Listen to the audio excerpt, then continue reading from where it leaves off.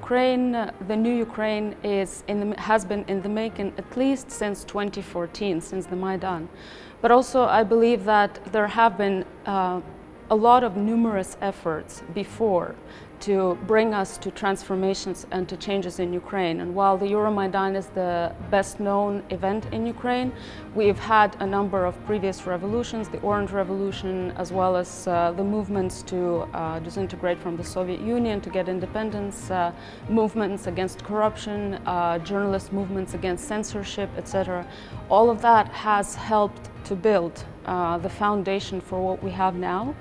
The problem is that with the geopolitical situation and with Ukraine's domestic situation, it's very hard to expect that Ukraine will change profoundly in 5 years or even 10 years. Ukraine takes time, it takes patience, and under the current geopolitical and security pressure, these things undermine Ukraine's chances and Ukraine's ability to focus on the transformation and on the change.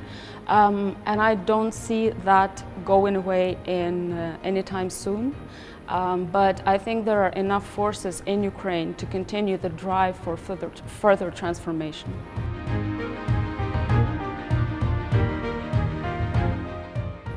Many people wonder whether Zelensky is fit to make a deal and negotiate with Russia.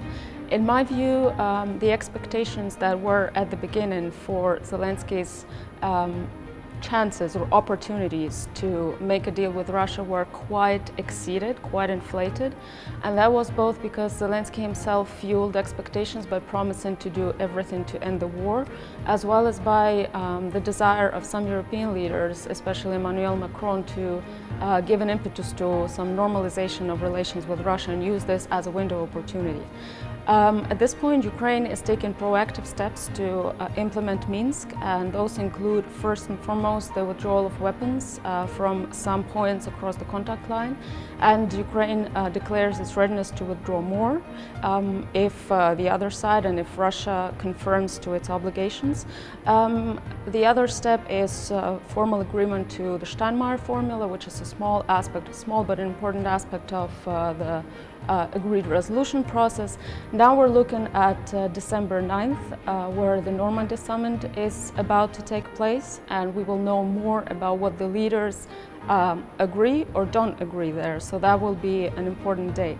However, for Zelensky and for Ukraine, these steps they can look small, but they're quite important. For example, they raise the issue of how to ensure security in the newly demilitarized zone. Zelensky has not explained or has not offered a clear algorithm of how he would ensure security for the population there, as well as for the servants, for the military servants that remain on the new positions.